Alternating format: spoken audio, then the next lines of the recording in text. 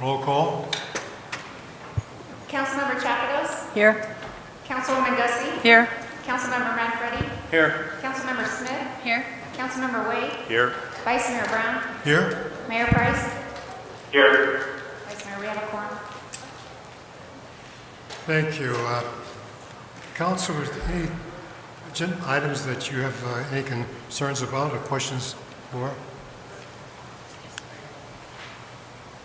Councilwoman Chappers, which one? 9.3 on the consent agenda. I just have a question for community services. 9.3.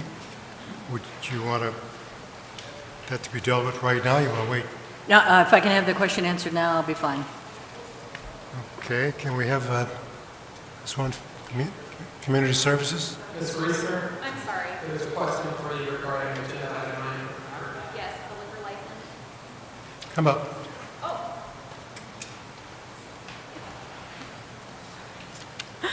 Yes. Christie, on the special event application for the liquor license for the Great American Fourth, I just want to confirm that although the event is advertised as 6 to 10, the application hours are 4 to 11. I just want to make sure that the service of alcoholic beverages will coincide with the event hours, and there won't be any extensions before or after the event hours. Is that correct? Correct, yes. That is just from, gosh, that was loud, from when they will be on site, like setting up and tearing down. But they will only be selling alcohol between 6 and 10, which are the hours of the event. Okay, thank you. That answers my question. Okay, thank you. Thank That's you, all I have. Christie. Is there anything else? Yes, Congresswoman Smith. Yes, I would like to ask a question on 9.1, which we can do now, and then I would like to pull 9.5 for the conversation during the regular session. Okay, we'll pull 9.5. You want? Just a question. Okay, that's, So my question just centers around understanding Ross Renner, what projects has he performed in the past, what the performance level has been. I know it said in the staff report that you've been pleased with it, so I just want to hear that reiterated. And then what types of projects in the upcoming year do you see him working on? Yes, absolutely. Mayor, Councilmember Smith, Ross Renner has been our primary project manager for all of our capital projects since he came on board 3-ish years ago. His service has been exemplary. He's done a fantastic job for us, and I know fire and police would attest to that. The police substation was one that he finished for us. The fire fleet facility, streets facility down Edison Road is one. Edison Road itself is one that he finished for us. So basically, with few exceptions, all the capital projects that have taken place in the last 3 years, he's been the project manager. Okay, and what do you see him being used for in the coming year? Do you have an idea for that already? We've got a couple of projects that he's working on right now for us. The final piece of the Smith Inc. extension from Chase to White and Parker, phase 2 of both the fire fleet facility and the Copper Sky PD substation, and there are a couple other projects, the projects that are in the CIP for this coming year.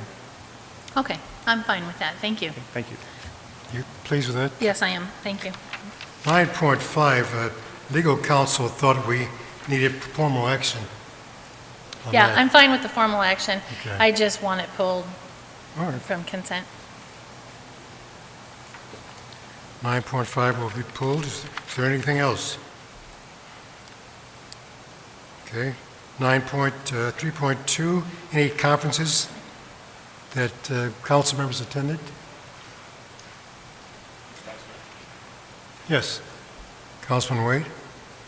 Thank you, Mr. Vice Mayor. I was actually in attendance of the BFO. I called me to mention it. Couldn't say anything because I was just there as a citizen, but I just want to compliment the work that was done and the time that was spent by both the city manager and his staff and the members of the BFO. It's always a good activity to attend, a good meeting to attend, because it gives you a very well-rounded view on what's going on with the budget for the city. So I think it's an important meeting to attend. Also, excuse me, I attended the spring dance recital at the PAC Center for the Maricopa High School dance programs. They have approximately 7 or 8 different dance classes that participated. And it was both Friday and Saturday. I attended the Saturday program, and it was outstanding. It's amazing to me the impact that Ms. Jackson, who is a dance instructor, has on these young people in their lives. And I've attended that the last 3 years and have watched some of those young people advance, and I'm really impressed with what they've done over the years. And then finally, I attended the Air Force ROTC Advancement and Awards program yesterday over at PAC.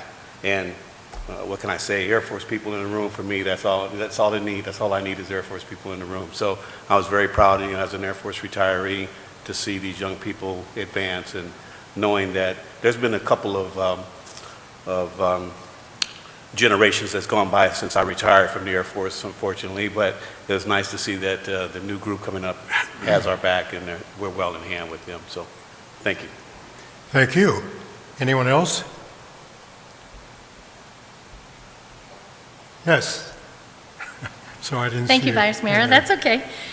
So I attended, obviously, the BFO as well in regards to the line item by line item evaluation.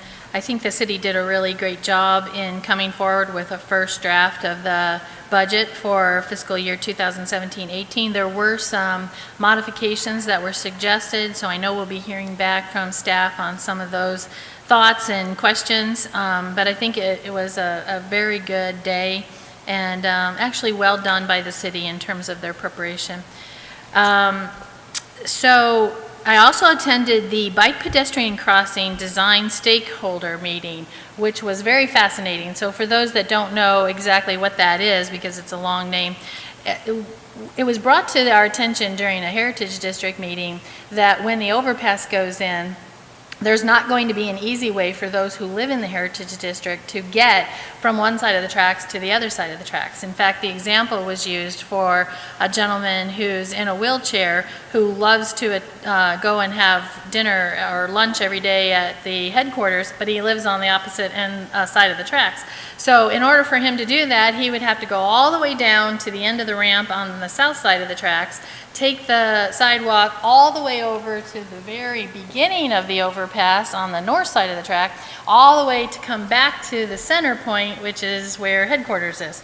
And so that question was brought, and our staff took it very seriously, and so they were given a grant by MAG to do a study and find out what the right solution there is, so that those people in the Heritage District, and then as people start to move around the community, anyone who's a resident, how do they get over the railroad tracks in the best way possible? So this consultant that is the winner of the grant was gathering stakeholder input, and if you have any desire at all to know what's going on there, I encourage you to get involved, to take a look at what's been provided in terms of the original feedback that we've gathered. They really want people to provide input to them to know what's the right thing to do there. So it was a very good first meeting, a long way to go, but it's an important meeting because what do we see happening there and what do we see it looking like is a very critical, I think, important issue for our community and especially for the Heritage District. So that was very informative. I also attended, Councilmember Wade, your first Cultural Affairs Committee meeting, and what I found there was a group of 5 individuals, because we still have 2 openings, 5 individuals who very seriously want to find out how do they best bring our community together in terms of cultures, in terms of diversity. They take it very serious, and they're trying to feel their way. It's very hard to start a new committee, and so they ask some really, really great questions, and they have a plan going forward for their next meeting in 2 weeks, so they're not even waiting a full month to go to the next meeting. But I was pleased with the fact that they were so desiring of bringing good quality culture concepts to our city to bring the diversity together. So that was really good. And then outside from 4 to 6 today, we had our RTA, which is the Regional Transportation Authority presentation. And again, if you weren't able to attend, I encourage residents, businesses to get involved to find out what that's really about, because it's going to be something that's going to be on the ballot in November, and we want our residents and our businesses to be educated in exactly what it is. So I'm thankful that they came to the city and spent 2 hours for those residents that came. And that's it, Vice Mayor, thank you. Thank you, Councilmember Smith.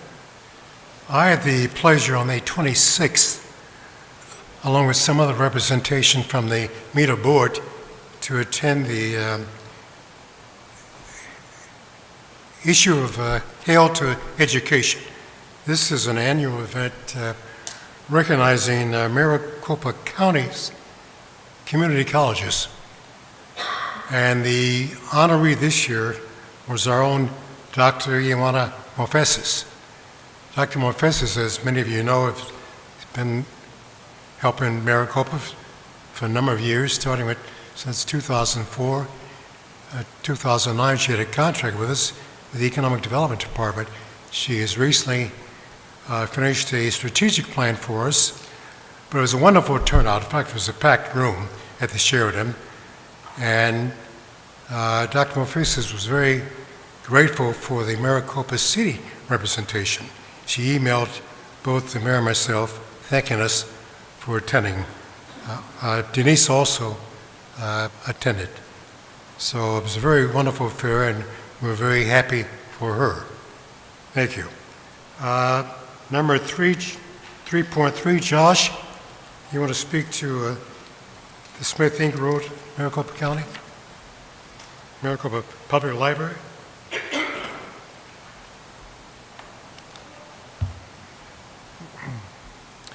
Good evening, Honorable Mayor, Vice Mayor, Council members.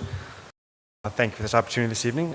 This is just to discuss briefly setting the speed limit on Smith Inc. Road between Porter and Santa Rosa Springs. Lane cross-section, 2 lanes in each direction. So what that did obviously for us is increase capacity on Smith Inc., improve the traffic flow through there, but it had a sort of an unintended consequence of making it a little bit more difficult, a little more challenging to get out of Desert Greens, particularly during morning rush hour when traffic is heavy coming through there. The speed design for this section is 45 miles per hour, and you may have seen through there 45 miles per hour is the posted speed westbound, and for a portion of it is the posted speed eastbound. Then it drops down to 35 miles per hour and then goes back up to 45 miles per hour. So what staff is proposing this evening and seeking council's recommendation on is setting the speed limit to 35 miles per hour through that section. We believe that by doing so, we'll be able to slow traffic coming through and make the turn, particularly the left turn coming out of Desert Greens, but equally the right turn coming out and heading westbound, a little bit more comfortable for the residents living in that area. This slide shows generally what the length of that segment would be. Porter Road to Santa Rosa Drive is about a little bit less than a mile, about 1,000 feet less than a mile section there. This was presented to TAC on March 22nd. We did receive a recommendation from TAC to move forward with this with one voter dissenting. The idea being that we would continue to explore other methods for addressing this concern, whether that be a restriction on turn movements or a traffic signal. We have proposed a capital project for traffic signal at that intersection, the first step of which would be an analysis to make sure that it is in fact warranted there. So with that, I open up to questions, Council.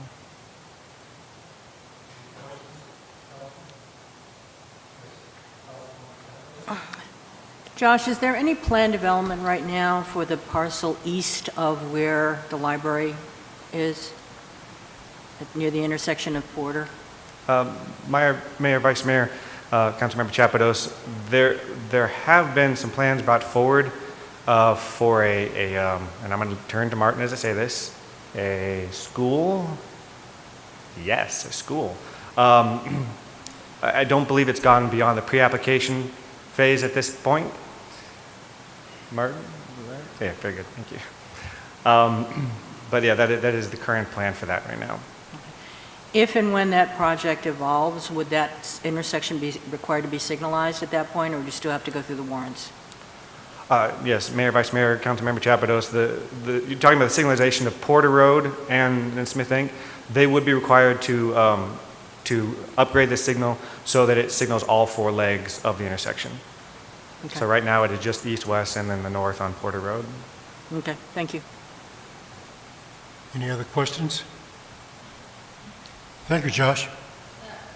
Oh, I'm sorry, have to hold it up a little higher. Well, I didn't have a question. Okay. So, but we're supposed to provide direction, and from my perspective, I don't want to see the speed reduced to 35 miles per hour for this small section on Smith Inc. And so if I were to provide direction, that would be my input. So I'm curious about what other people have to say. Councilmember Manfredi? I didn't have any direction, I'm sorry, I didn't have any questions. My direction would be, I don't see the need to reduce the speed limit there. Worst case scenario, on Desert Greens Drive, put a no left turn, and that's it. I mean, they can drive down and make a U-turn, but up to them. But for me, I don't think we need to reduce the speed limit there. Mr. Mayor? Yeah, so I struggled with this one. I attended that TAC meeting, and in the process, I was participatory to the discussion that took place there. And one of the questions that I actually had is that, while I too kind of feel hesitant to reduce the speed limit on this, based on some of our previous issues with the speed limit on Honeycutt, I do see the need that as that school develops, that will become a real issue from a traffic perspective there. Now, while I understand that there's the Warren study that will possibly take place and determine whether the stoplight needs, the city manager and I were talking about, kind of thinking outside the box a little bit, and I know there's probably an expense of it clearly, but, what if we were to think about a roundabout right there, instead of a reduction in speed limit, for the future, as that would ultimately create the same issue but allow traffic flow and slow things down naturally. Would you like to speak to that? Yes, Mayor, certainly we would be willing to take a look at, we could create a capital project to examine the feasibility of a roundabout at that intersection. Okay. Like I said, I just wanted to kind of keep that out there. I too am not terribly in favor of reducing the speed limit here. I do understand that the issue, but I'm not terribly in favor at this moment, but I do see that it would be, of necessity as we get closer to the development of that school, because it would just create too much traffic in there. So we will need to come back to this and readdress that issue. Thanks. Councilmember, well, Chapel was first, then you. Mrs. Smith? Josh, one of the concerns I have with a roundabout there is Fire Station 571 is located right next to Porter, or right next to that intersection on Porter. That's about to become the new home of our newest piece of fire apparatus, which is also our biggest. I'm concerned of how that's going to compromise response times if we put a roundabout in there. Maybe Chief Leffler can weigh in if he sees any specific concerns.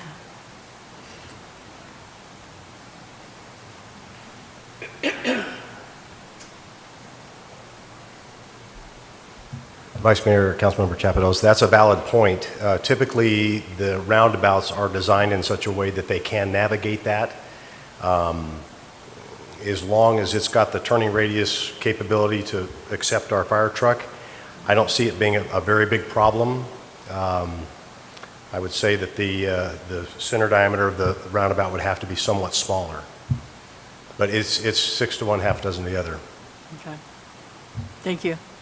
So Josh, then I guess right now I would not support reducing the speed limit in that section either. But if we are going to look at future development, being able to pay for any road improvements that we need there, I'm not sure exactly what phase this proposed school project is in, but do we have any options there to consider moving forward that would impact the road improvements to that area? To be able to signalize that, as well as if we wanted to do the roundabout, is that going to be a viable option? And is it going to be able to be absorbed by the developer to some extent? So that'd be one of my questions for future growth. Mayor, Vice Mayor, Councilmember Chapados, I don't believe that the development would be, that we could stipulate upon the development to put a signal at Desert Greens or to address the roundabout there. They would signalize their intersection with Porter and Smith Inc. Okay, I might be confused then. I thought we were talking about a roundabout. Where are we talking about the roundabout? Desert Greens? or Porter? My understanding was we were talking about Desert Greens and Smith Inc. Maybe I am the one who misunderstood. Yeah, I mean, you're talking about, to me, a roundabout at Desert Greens doesn't make any sense because you don't have any traffic northbound from that parcel. I mean, that's part of Province. I don't know what a roundabout would do other than making it a longer, crazy left-hand turn if you're going eastbound on Smith Inc. Well, Mayor, Vice Mayor, Councilmember Chapados, a roundabout at Desert Greens would address some of the turn movement through there and the ease of movement without having the conflict of cross traffic. I'm not sure if that's what the mayor is referencing when he spoke about a roundabout. That's where my mind went when he said it. Perhaps Porter and Smith Inc. is what he was referencing. Vice Mayor? Yes, Mr. Mayor? Yes, actually, just from a point of clarification. Yeah, because the discussion is on a potential light of a warrant study at Desert Greens. And the issue here is, how do you make left turns out of Desert Greens heading eastbound? And that's the challenge in the morning and the afternoon when we have rush hour traffic. And to address, Chief Leffler's issue, these are 2 lanes in each direction. It's significantly, the ability is there to significantly make a larger roundabout, that are single lanes or double lanes, whichever. But to continue that flow of traffic while accomplishing the same goal without having to come within a stop of just under a mile from the last stop, which becomes problematic to so many drivers. I think you'd accomplish the same issue by slowing people down, but still allowing for flow, because Desert Green would be able to get into the roundabout. And this is a C-section roundabout. This is exactly the same type of roundabout that's in the Maricopa Meadows subdivision at the T-junction. And so it works perfectly and allows flow of traffic. Councilman Wade? Thank you, Mr. Vice Mayor. I thank you for the clarification, Mr. Mayor, on where the roundabout was. I was a little confused about that, too. I thought we were talking about Porter Road, but it seems to me by putting in a roundabout in this area, and in the comparison with the Meadows, I think is a little small, because it doesn't seem that it has that same degree of traffic now. I don't know, maybe a traffic study can determine that. But it seems like by putting in a roundabout in this area where we're trying to remove congestion, it seems like it's adding congestion, backing traffic up east and west in there if traffic is getting stuck within the roundabout. So it doesn't seem to me that would be the solution to the problem, nor would a stoplight, but the roundabout just seems to be more congested. Mayor, Vice Mayor, Councilmember Wade, roundabouts in general are a more effective means for conveying traffic and reducing congestion because there are no full stops that take place during the movement. I regret that I don't have a good graphic of a roundabout to share with you right now. We do see further down on Honeycutt in the Tortosa subdivision, a roundabout applied there that's a T intersection. It addresses the same issue, traffic coming out, trying to make the movement onto Honeycutt Road. It's a fairly effective means and something that I think is proven pretty effective within the city. With regards to the concerns about vehicles being able to make their way through there, fire department vehicles, large trucks coming through, that will be taken into account during any design analysis. Curbs are made to handle trucks that can't make the full movement, kind of running over them. They're mountable curbs, but they would be taken into account in the design. Of course, any further action on this for a roundabout, we'd have to take a look at what's available in terms of right-of-way, what the impacts would be if it in fact is feasible for us to put a roundabout in that area. But we do have a consultant on board right now who's taking a look generally at the intersection for us. We could expand their scope to take a look at whether or not a roundabout is a feasible option here, and then could bring that option back before tacking before council. Good. I think we certainly need that. Councilwoman Gussie has a question. Yes. Do you know what the reasoning is behind bringing this? I know it's a work session, but has there been more accidents in this area? Why now? Mayor, Vice Mayor, Councilwoman Gussie, in general, it's an expressed concern we've heard from residents and from public safety in terms of the possibility of accidents there. It's more of a comfort level in terms of making the movement out of there. There have not been any increase in accidents since the road opened up. But have those requests been because it's so difficult to make that left-hand turn on that street? Yes, Mayor, Vice Mayor, Councilwoman Gussie, that's correct. It's a difficult movement coming out of there in the morning when there's a lot of traffic coming through. It was a difficult movement before when it was 2 lanes, and it is still when it's a 4-lane section. And is it your recommendation that reducing the speed to 35 miles per hour will alleviate that congestion and make it easier for people to make a left turn at that intersection? Staff feels that reducing the speed limit will make it easier to make the turns out of there. Maybe a little bit bigger breaks in traffic coming east and westbound with the lower speed limit. And say they needed to make a left turn and they didn't make it at this intersection and they had to go all the way down to Santa Rosa. What's the distance between there and Santa Rosa? You said a mile? Approximately? Yes, Mayor, Vice Mayor, Councilwoman Gussie, it is about, from Porter to Santa Rosa, it's about 4,000 feet. So it's 3,000, 3,500 from Desert Greens to Santa Rosa. All our residents that are using the only library we have in town that are coming from Tortosa, or for example, myself, if I were to come here, they'd have to go an extra mile just to make that turn.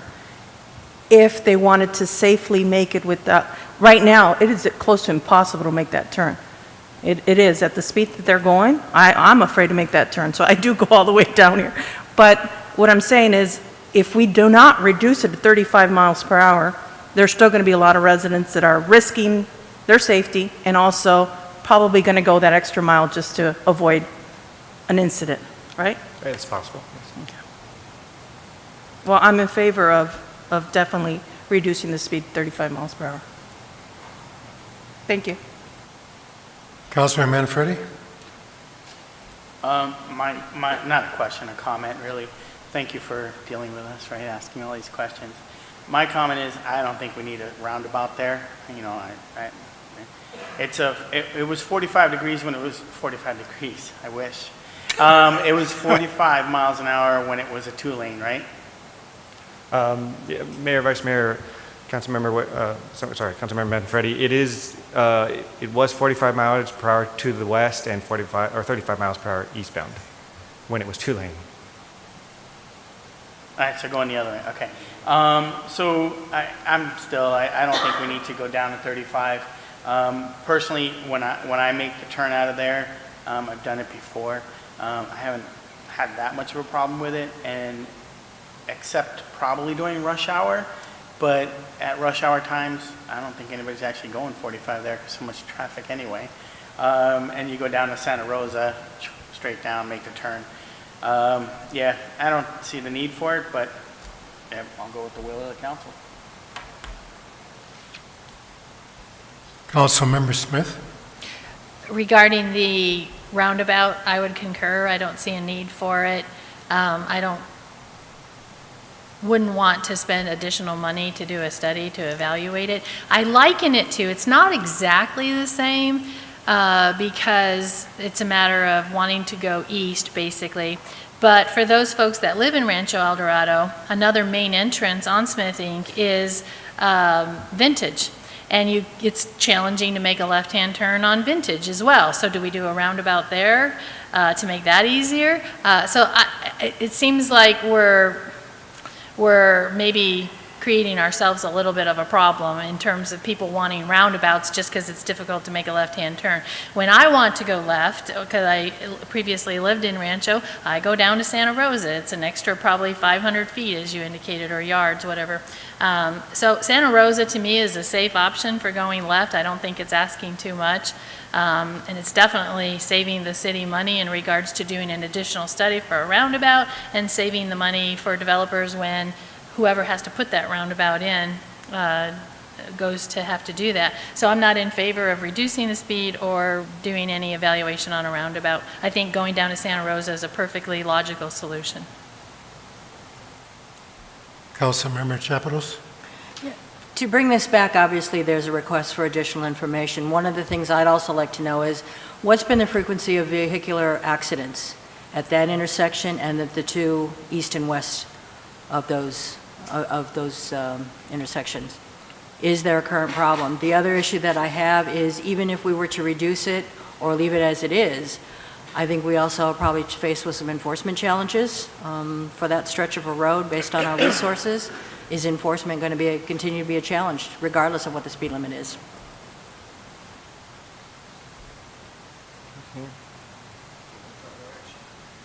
Vice Mayor? Yes? Mr. Mayor? Just on the point, again, my whole issue on the roundabout is that I'd just like to see some information brought back and forth. You put in stoplights there, and those stoplights have quite the expense attached to them. So, I don't think it hurts us to bring back information just to evaluate it and take a look at it. But as for the street itself, did I hear Josh correctly and understand that it's two different speed limits on this road, no matter which way you're going? If you're going eastbound, it's one, 35 or 45, and if you're going the other way, it's a different one. Can we get that clarified? And if it is a different speed limit, are we discussing here then today if we are talking about not reducing it, or are we talking about making it the same? Because it seems silly to have two different speed limits. Mayor, that's correct. Right now, it is two different speed limits through there. It was 35 miles per hour eastbound, and it was intended to go up to 45 miles per hour eastbound. The change has just not been made at this point. It is 45 miles per hour westbound. So if council's direction is to set the speed at 35 miles per hour, we would do so both directions through here. If council's direction is to set it at 45, then we would do so both directions. Thank you for that clarification. Councilmember Smith? Josh, I think I have to correct you. When the 2 lanes went in, they did increase the speed to 45. There's a section just east of Province that is 35, and I've talked to Bill about it. They're leaving the 35 and the 45 up because they're waiting for this decision to be made. But as you get closer to, what is the name of that street, Greenfield? It does change to 45. So at that location, it is 45 going in both directions based on the new signage that went up with the 2 lanes. Yes, thank you for that correction. That is correct.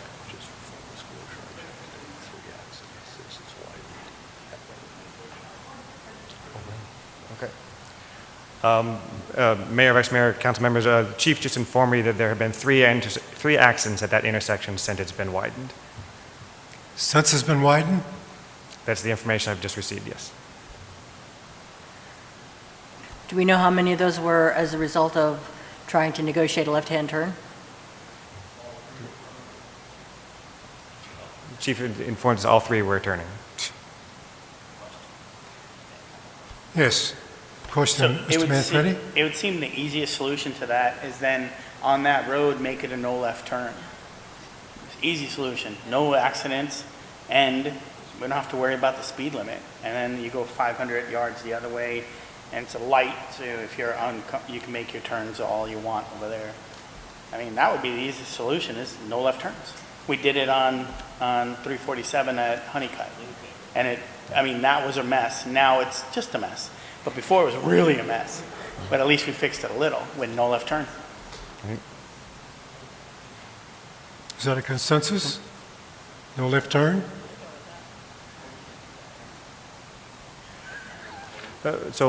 Mayor, Vice Mayor, if I may clarify, just for the record, we would like to come back with additional information regarding options for the intersection, whether a roundabout is feasible, perhaps some other options to explore. In the meantime, set the speed limit at 45 miles per hour and restrict turns so that it is no left out of Desert Greens. Am I correct in understanding council direction? Mr. Wade? On the road that comes out of the library, isn't that the same? Is that going to be impacted the same as the road coming out of the Greens? Mayor, Vice Mayor, Councilmember Wade, the road coming out of the library is into a full median, so it is only right turn out of there now. It's only a right turn now. Okay, all right, thank you. Well, I would think you've heard several different questions asked and directions, so I would recommend that you come back to us with some suggestions. All right? Very good. Thank you. Thank you. Council, I'd like to have a motion to go into executive session.